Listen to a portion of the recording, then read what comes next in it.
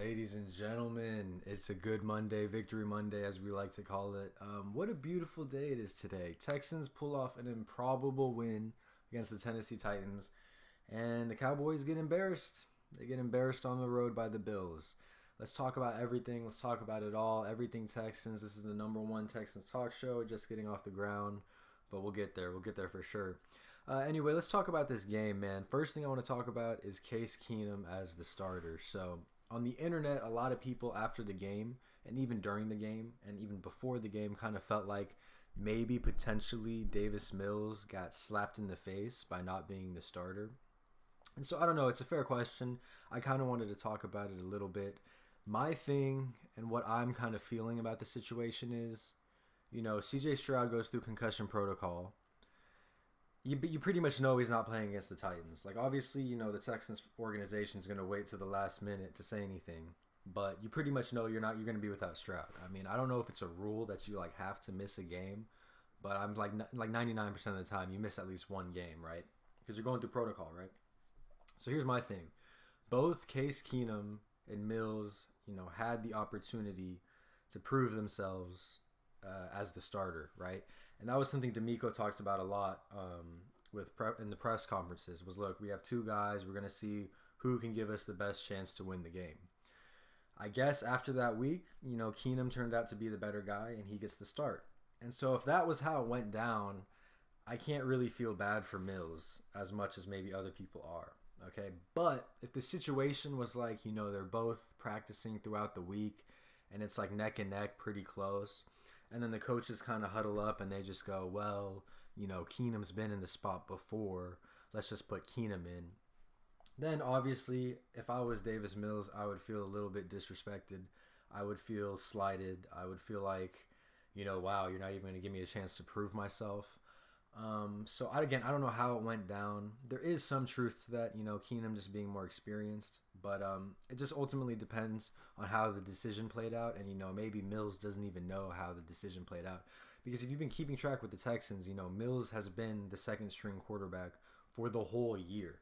He's been the second string quarterback for the whole year, and even when Stroud was getting hurt, in those two games, Mills was the one who came in, took a couple snaps, right? Keenum was more of like the kind of veteran role, behind the scenes role, at least not on the field. So, yeah, you'd feel a little bit slighted if you were Davis Mills, depending on how it went down.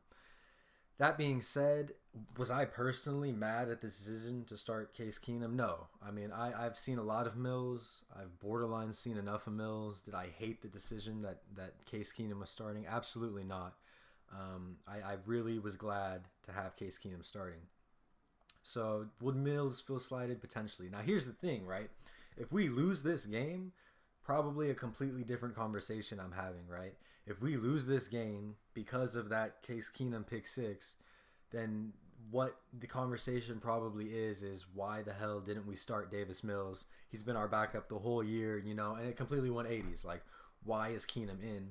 And that's the thing about football. It's always going to 180. During the game when he threw that pick six, everyone was like, I can't believe it, man. We should have started Mills. Mills is our quarterback. And then once we win the game, everyone's like, Case Keenum, the H-Town hero or whatever. And I get it, right? Like, I get it. Obviously, you want to see the results. But, personally, was I mad we started Keenum? No. Does Mills feel slighted? Probably. And he probably should. Because at the end of the day, just to end this little segment real quick, at the end of the day, if I'm Davis Mills, here's what I'm thinking, right? You really gave the reins and trusted a quarterback who hasn't taken a single snap as a starter in over 2 years over me, the guy who played all of last season. If I'm Davis Mills, that's what I'm thinking. I am thinking, regardless of how the decision was made and regardless of the W, you trusted a 35-year-old, really old quarterback who hasn't started a game in 2 years over me, the guy who started every game last year. So if I'm Mills, and you tell me, right? You look at it that way, like, he got slighted. I think he got slighted. I think if I'm Mills, I'm angry. At the same time, though, all the quarterbacks love Mills. The coaches love Mills. Mills is a good guy. And at the end of the day, you control your own destiny. Not to sound corny, but, like, if Mills was spectacular during the week, they probably would have started Mills. I just don't think he was that spectacular, and it wouldn't surprise me if he wasn't. So, at the end of the day, Keenum gets to start. Moving on, let's see what the next thing we have here. Moving on, let's talk about the defense, guys. The defense was spectacular. You want to talk about a historic defensive performance? We could talk about the defensive performance yesterday. Derrick Henry, and it sounds like I'm making this up. Derrick Henry 16 touches, 16 rush attempts, 4 receptions. So 20 overall touches for 9 yards. Derrick Henry didn't break double-digit total yards. I just dropped my chapstick because I'm in awe.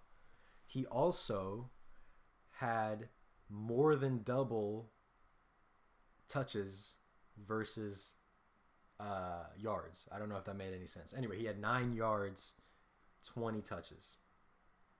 It is, okay, sorry, I'm trying to get this straight in my head. Historically, in NFL history, it is the least amount of yards ever by someone who had 20 or more touches.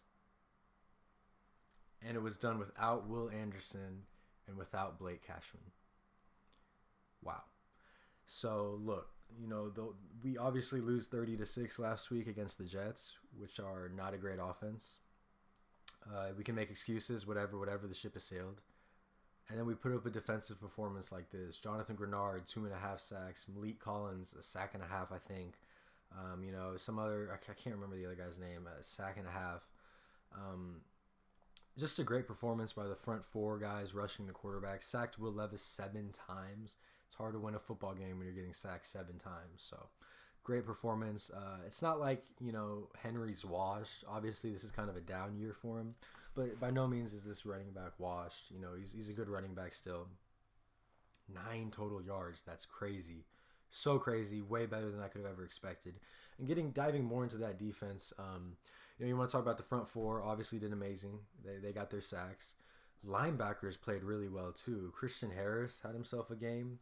Very physical. He was hitting people, throwing his body around. Perryman had a game. I don't know if To'o got in that much. He definitely played a lot more earlier in the season than he is now. But overall, just physical game. What Christian Harris kind of lacks for in coverage, he's a linebacker. I'm not going to hate his coverage. He makes up for it with his hard hits for sure. Then we can talk about the defensive backs. We weren't even supposed to have Nelson. He played through a wrist injury, ended up getting a pick. So that's awesome. We went without Jimmy Ward. Jimmy Ward's in concussion protocol, I think. So, obviously he had that big play that was against him, but Jimmy Ward's still a solid piece of the defense. And Petrie had himself probably the best game he's had this season. He got beat by Hopkins, managed just to hit the ball out. Didn't look like it. Looked like Hopkins made the catch, but Hopkins' reaction kind of gave it away, and I think that was the main reason why D'Amico challenged it. Either way, it was an amazing challenge. You throw a challenge flag after losing the first one, you kind of you got to win it. And we won it in a race, like a 43-yard gain. I mean, just that whole sequence was amazing because they were literally lined up and ran the play right after the whistle was blown. So, great challenge by D'Amico there. And, of course, we can talk about Stingley. Stingley had everyone on clamps. I don't think a single person caught a ball on Stingley, at least not one-on-one. Maybe if he was deep help or whatever. And then you want to talk about Petrie and Stingley, which I already talked about. Yeah, they played amazing. Nelson with the interception, amazing. So what a game from the defense. Really, defense won us this game. Offense dug us into a hole with that pick 6, but we came back, we fought. Dalton Schultz had an amazing catch, probably one of the best catches of the Texans season, maybe one of the most important. Could turn out to be one of the most important catches from the Texans season. So Dalton Schultz put in work. Good to have him back.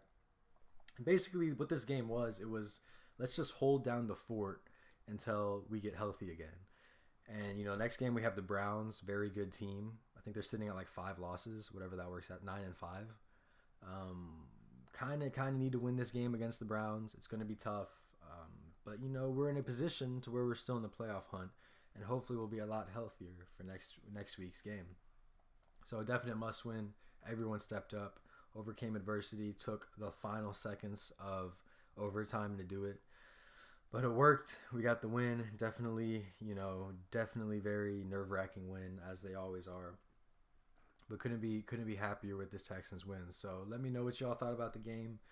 Drop your comments down below. And yeah, just appreciate it if y'all could like, subscribe. Definitely getting this channel off the ground, but really going to try to do some more stuff like this and hopefully have some good content.